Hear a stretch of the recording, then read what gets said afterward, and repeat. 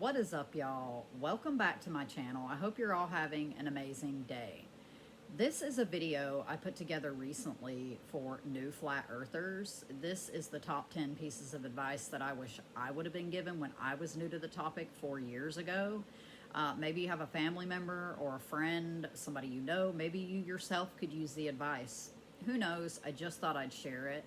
Now, this is more of a listen than it is a watch, so if you're driving down the road or cleaning house or whatever, it's more of a listen than anything else. So I hope you enjoy it. Let's get into it.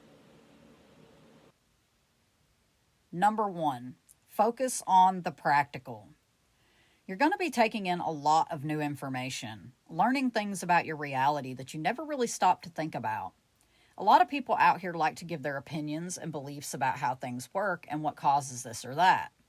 When they do that, make sure to ask them how they verified it. How have they demonstrated whatever it is they're claiming causes this phenomena? Do they have an experiment or test they performed to back it up? You're going to find that the majority are just saying these things with no proof. I'm not telling you to completely dismiss the information. I'm just saying, what's the point in accepting the truth about the falsity of heliocentrism just to end up in another belief system? A lot of the explanations you're going to get sound good on the surface and may even make a bit of sense to you. I'll give you a great example. In the beginning of my own journey, I accepted stationary Earth because it made sense to me at the time. Stationary Earth was being compared to the heliocentric claim of motion, which is a gyration through outer space. So in that case, it made more sense that we don't feel a gyrating motion. So I accepted stationary and never thought any deeper on the matter. A few years down the road, I was confronted with new information and practical demonstrations to back that information up. Based on the results of the multitude of different tests I looked at, I had to change my position. Remember, explanations without the practical are meaningless, so always look for the practical, and until it can be produced, then just file the information away and accept nothing as fact. Number two, don't subscribe to models. One big problem out here in FE land is people subscribing to conceptual models. What do I mean by model? I mean an idea of what this reality is, how it's all laid out, and how it all works. We all visualize it in some way or another. That's normal. There are some things we know and some things we don't. Unfortunately, it's the things we don't know and then speculate on that have become a problem. Let me explain.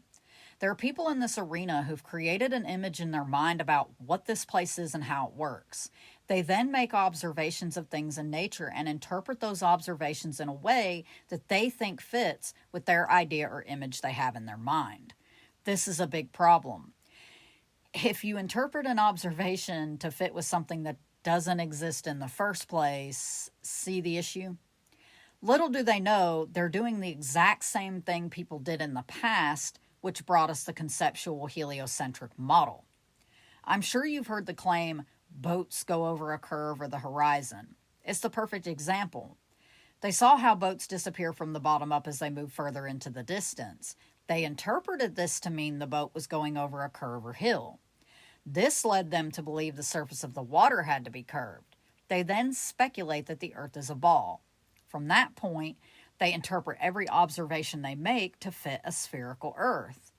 Then come the mathematicians to create a mathematical construct that fits the interpretations. A lot of flat earthers are doing the same exact thing. The truth of the matter is that we do not have free exploration to know the full extent of our reality, so there are some things we just won't know until we do. Your best bet is to stick to what you can know and what can be demonstrated and proven. Everything else is purely speculation and beliefs. Number three, be careful who you listen to. If you're anything like I was when I started my FE journey 4 years ago, you're probably really excited about your physical reality. You probably have a thirst for knowledge, a renewed childlike wonder for the world around you. You've probably went on the hunt for as many flat earth channels as you can find. There will be some you like and some you don't. When you find a channel you like, ask yourself why you like it. Is it the way the person speaks, the way they look or present themselves? Is it the information they're sharing? Is there some other reason? Oftentimes, when we find someone we like for whatever reason we like them, it's easy to take whatever they say as gospel, never questioning them or verifying the information they share. You might assume they're good and honest because they say they're truth seekers and are going against heliocentrism, so they must be good and honest, right? Wrong. If you're using your discernment and are cautious enough, you'll find pretty quickly that not everyone out here is good. Not everyone is here for the truth. If you take everything they say as gospel and never question it or never demand proof from them, then congratulations, you've joined a new cult. Just be careful who you're listening to.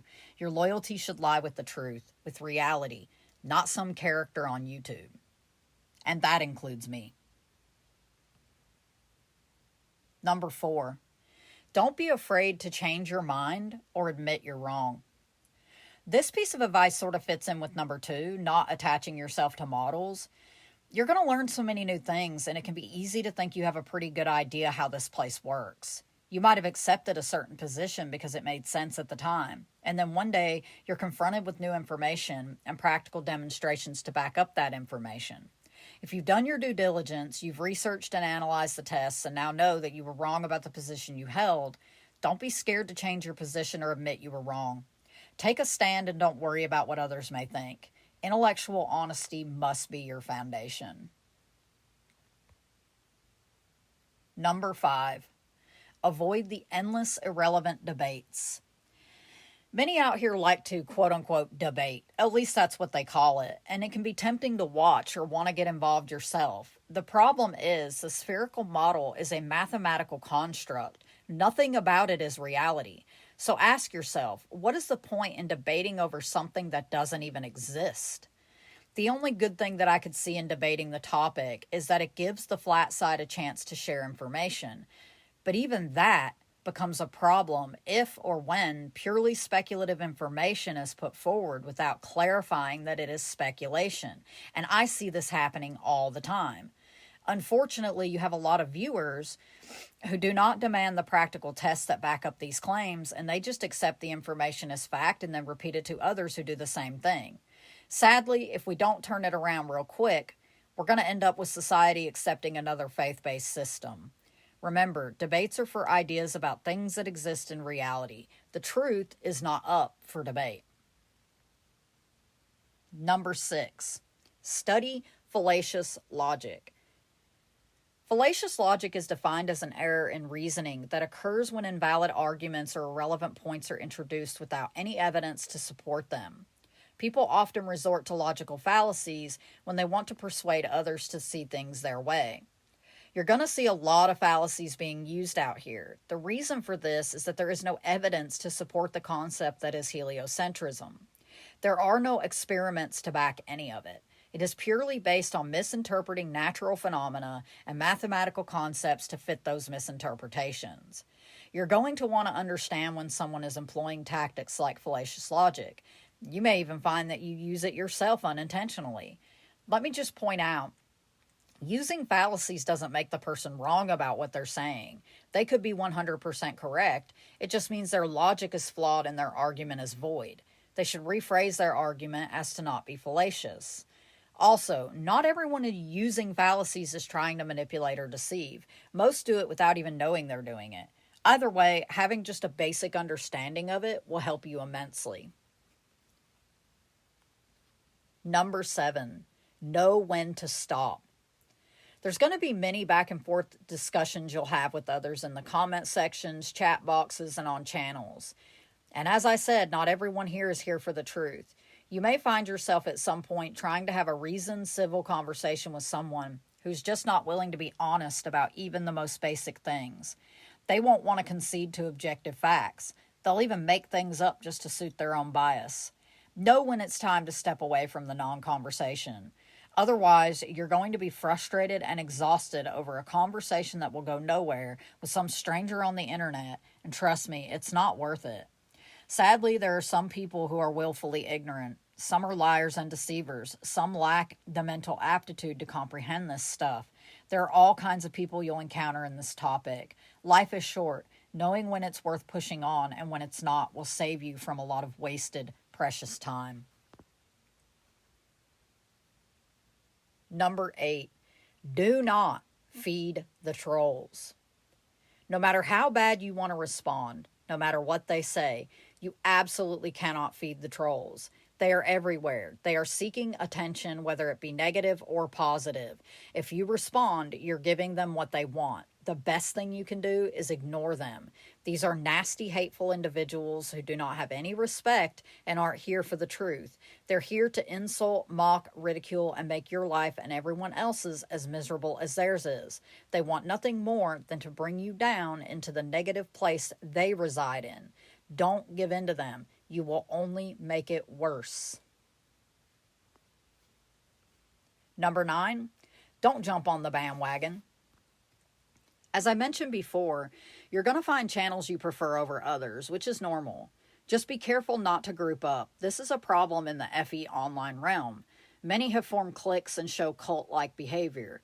They have their own narrative, and anyone outside of the group who tries to share new information is treated with contempt. Anyone inside the group who doesn't agree or changes their position on something is ostracized. Don't fall into that trap. You're better off just being individual you. As I said, your loyalty should be to the truth, not to people you don't even know personally in the real physical world. Number 10, think twice about giving your money to anybody.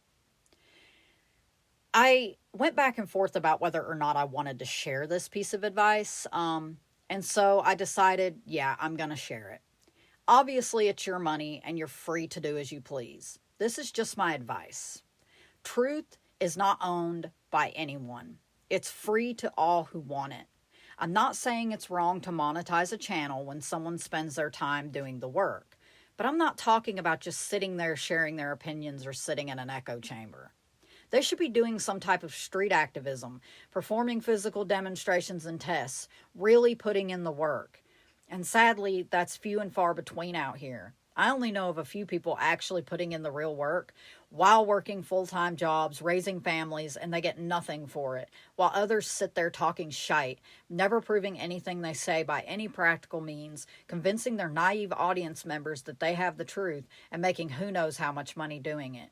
If you are financially fortunate enough to give, there's so many other people and causes to give to. One day, you might realize that the person you've been listening to is full of it. Imagine how much worse it's going to be knowing you gave them a small fortune over time and who else you could have helped with that money instead. So just think about it before you go dropping super chats and other donations. Just really, really think about the person that you're giving the money to and whether or not it's a worthy cause.